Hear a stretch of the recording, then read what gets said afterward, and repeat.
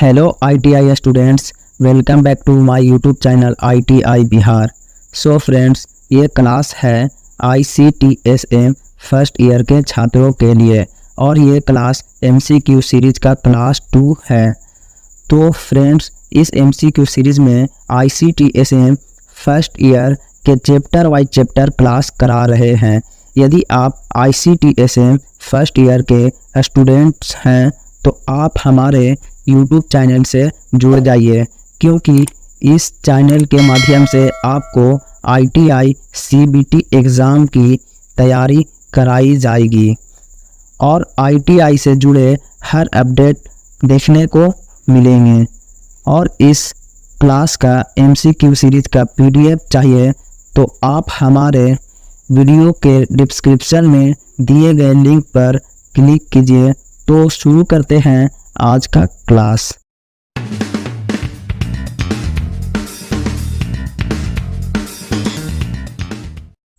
तो फ्रेंड्स, ये क्लास होने वाला है terms related to electricity chapter से, और इस चैप्टर में जितने भी MCQ हैं सभी MCQ को इस क्लास में कवर करने वाले हैं।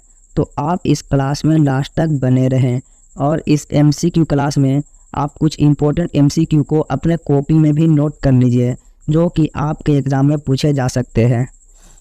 तो क्वेश्चन है पहला, इलेक्ट्रॉन्स में किस प्रकार की गति विद्यमान होती है? तो ऑप्शन ए है चक्रण गति, ऑप्शन बी है कक्षीय गति, ऑप्शन सी है ए और बी दोनों, और ऑप्शन डी है इनमें से कोई नहीं। तो इलेक्ट्रॉन्स में चक्रण गति और कक्षीय गति ये दोनों होते हैं, तो इसलिए राइट आंसर हो जाएगा ऑप्शन नंबर सी, ए और बी दोनों। नेक्स्ट क्वेश्चन है, जब अधिक वोल्टता एवं अधिक फ्रीक्वेंसी वाली विद्युत धारा वायु शून्य नली में प्रवाहित की जाती है तो एक विशेष प्रकार की एक्स किरणें उत्पन्न होती है, विद्युत धारा का क्या कहलाता है? ऑप्शन ए है ऊष्मीय प्रभाव, ऑप्शन बी है किरण प्रभाव, ऑप्शन सी है रासायनिक प्रभाव, और ऑप्शन डी है चुंबकीय प्रभाव। तो राइट आंसर है ऑप्शन नंबर बी, किरण प्रभाव। तो नेक्स्ट क्वेश्चन है, विद्युत धारा की चाल प्रकाश की चाल के तुल्य होती है, इसका मान कितना होता है? तो ये भी एक इम्पोर्टेंट क्वेश्चन है जो आपको एग्ज़ाम में पूछे जा सकते हैं। तो आप इस क्वेश्चन को अपने कॉपी में नोट कर लीजिए। ऑप्शन है 3 गुने 10 के power 8 metre minute, option B है 3 गुने 10 के पावर 8 मीटर सेकंड, और ऑप्शन सी है 3 गुने 10 के पावर 18 मीटर मिनट, और ऑप्शन डी है 3 गुने 10 के पावर 18 मीटर प्रति सेकंड। तो राइट आंसर होगा ऑप्शन नंबर बी, 3 गुने 10 के पावर 8 मीटर प्रति सेकंड। विद्युत धारा की चाल प्रकाश की चाल के तुल्य होती है। तो नेक्स्ट क्वेश्चन है, पदार्थों का वह स्वाभाविक गुण जो विद्युत धारा प्रभाव में सुगमता प्रदान करता है क्या कहलाता है? तो ऑप्शन ए है चालकता, ऑप्शन बी है प्रतिरोधकता, ऑप्शन सी है अचालकता, और ऑप्शन डी है विभवांतर। तो पदार्थों का वह स्वाभाविक गुण जो विद्युत धारा प्रवाह में सुगमता प्रदान करता है वह कहलाता है चालकता। Option number A is correct. Next question है, निम्न में से कौन सा विद्युत धारा का प्रभाव होता है? ऑप्शन ए है ऊष्मीय प्रभाव, ऑप्शन बी है चुंबकीय प्रभाव, और ऑप्शन सी है गैस आयनीकरण प्रभाव, और ऑप्शन डी है उपरोक्त सभी। तो विद्युत धारा का प्रभाव जो होता है ऊष्मीय प्रभाव, चुंबकीय प्रभाव और गैस आयनीकरण प्रभाव ये सभी होता है। तो राइट आंसर हो जाएगा ऑप्शन नंबर डी, उपरोक्त सभी। नेक्स्ट क्वेश्चन है, लघु परिपथ वियोजक का प्रयोग आवश्यक है, तो MCB का आवश्यक कहाँ है? तो ऑप्शन ए है मोटर जनित्र की वायरिंग में, टेस्टिंग बोर्ड की वायरिंग में, ऑप्शन नंबर बी, और ऑप्शन नंबर सी है भवन के प्रत्येक कक्ष की वायरिंग में, भवन के प्रत्येक रूम की वायरिंग में, और ऑप्शन डी है उपरोक्त सभी में। तो एमसीबी की आवश्यक होती है भवन के प्रत्येक कक्ष की वायरिंग में, इसलिए राइट आंसर हो जाएगा ऑप्शन नंबर सी। तो नेक्स्ट क्वेश्चन है, चित्र में किस फ्यूज को दर्शाया गया है? ऑप्शन ए है kit cat fuse, option B है HRC फ्यूज, और ऑप्शन सी है कार्ट्रिज फ्यूज, और ऑप्शन डी है इनमें से कोई नहीं। तो चित्र में जो फ्यूज है यह एक कार्ट्रिज फ्यूज है। Option number C is correct. तो आप इस फ्यूज को देख लीजिए कि कार्ट्रिज फ्यूज कैसा रहता है।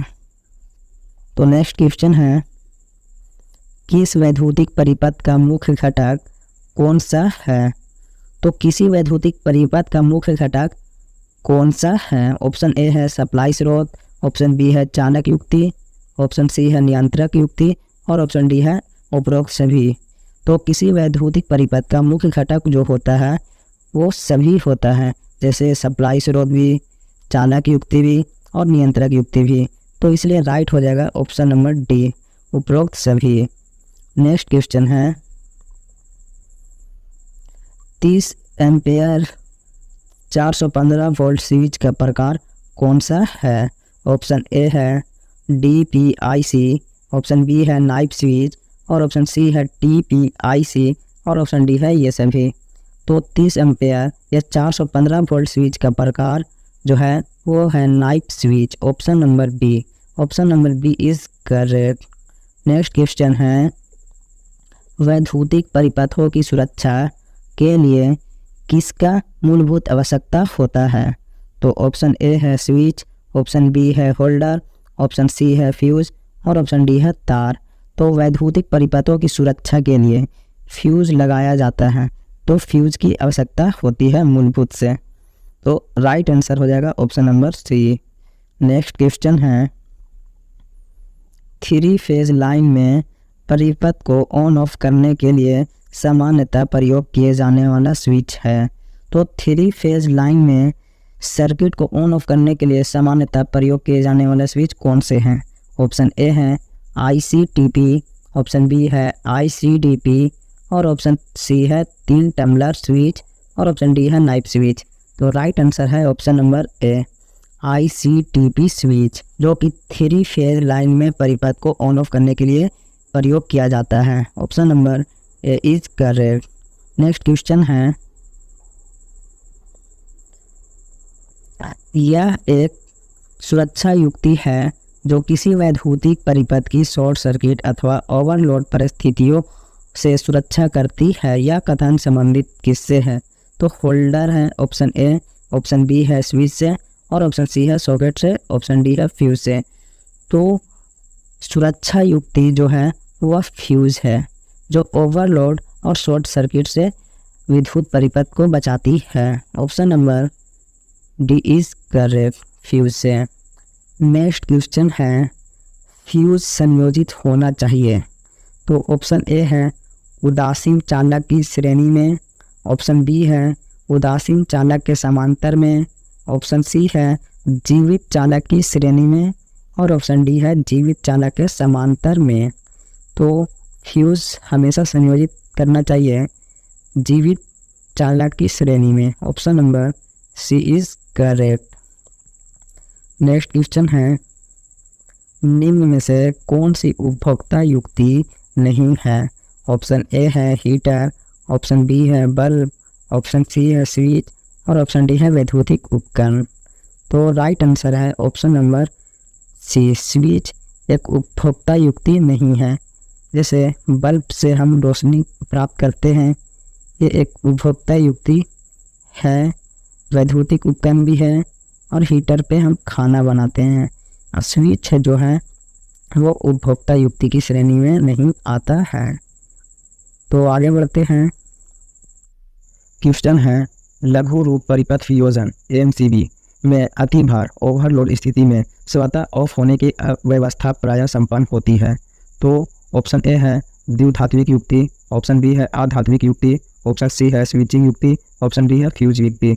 तो लघु परिपथ वियोजन में ओवरलोड की स्थिति में स्वतः ऑफ होने की व्यवस्था प्राय संपन्न होती है। तो वो है द्विधात्विक युक्ति में। Option number A is correct. तो नेक्स्ट क्वेश्चन है, कार्ट्रिज फ्यूज का प्रयोग किस में किया जाता है? ऑप्शन ए है वर्कशॉप में, ऑप्शन बी है उपकरणों में, ऑप्शन सी है केवल वितरण स्टेशनों में, और ऑप्शन डी है विद्युतिक स्थापनाओं में। तो कार्ट्रिज फ्यूज का प्रयोग वर्कशॉप में किया जाता है। Option number A is correct. Next question है, रोटरी स्विच का प्रयोग निम्न में से किस उपकरण में नहीं किया जाता है? ऑप्शन ए है नाइट लैंप में, ऑप्शन बी है कूलर में, ऑप्शन सी है बिजली के पंखे में, और ऑप्शन डी है ये सभी।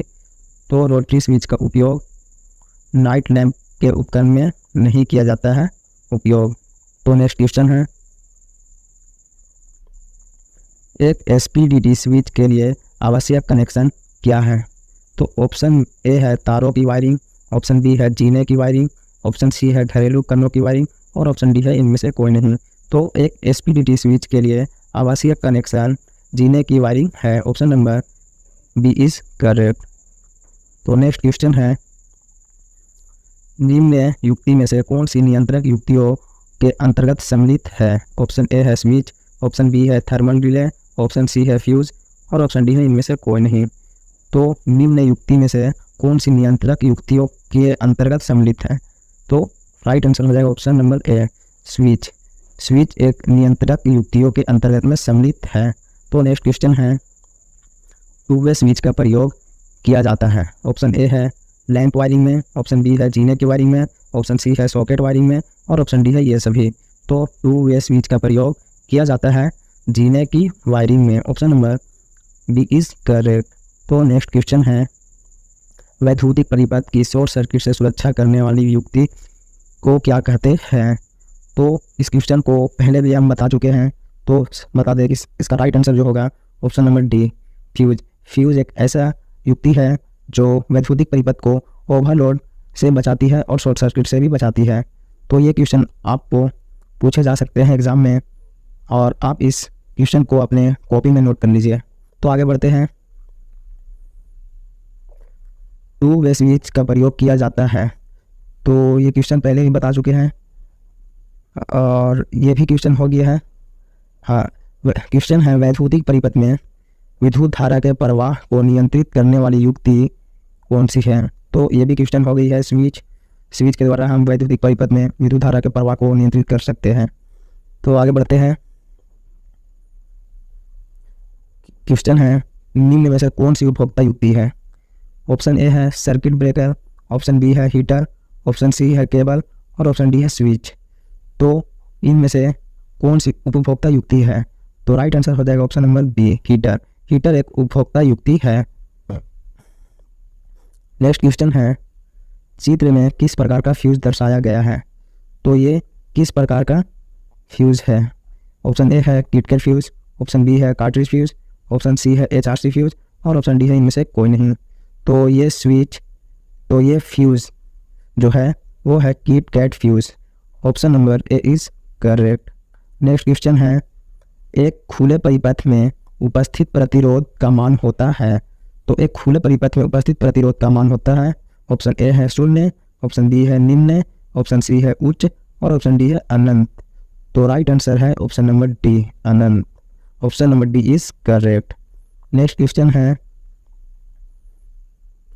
एक फ्यूज के लिए फ्यूजिंग गुणक का मान ज्ञात किया जा सकता है।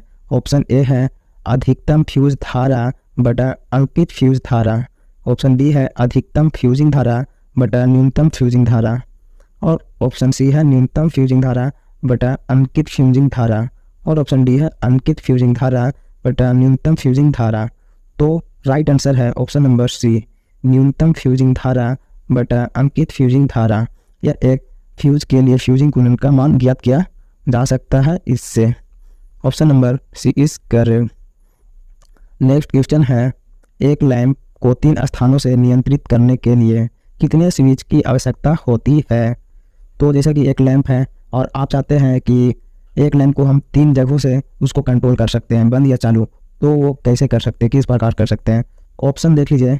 ऑप्शन ए है एक 2 वे स्विच एवं एक इंटरमीडिएट स्विच, ऑप्शन बी है 2 2 वे स्विच एवं एक इंटरमीडिएट स्विच, और ऑप्शन सी है एक 2 वे स्विच एवं 2 इंटरमीडिएट स्विच, और ऑप्शन डी है दो टू वे स्विच एवं दो इंटरमीडिएट स्विच। तो राइट आंसर है ऑप्शन नंबर डी, दो टू वे स्विच एवं दो इंटरमीडिएट स्विच। मतलब दो टू वे स्विच एवं दो इंटरमीडिएट स्विच से आप एक लैंप को 3 जगहों से नियंत्रित कर सकते हैं। तो आगे बढ़ते हैं।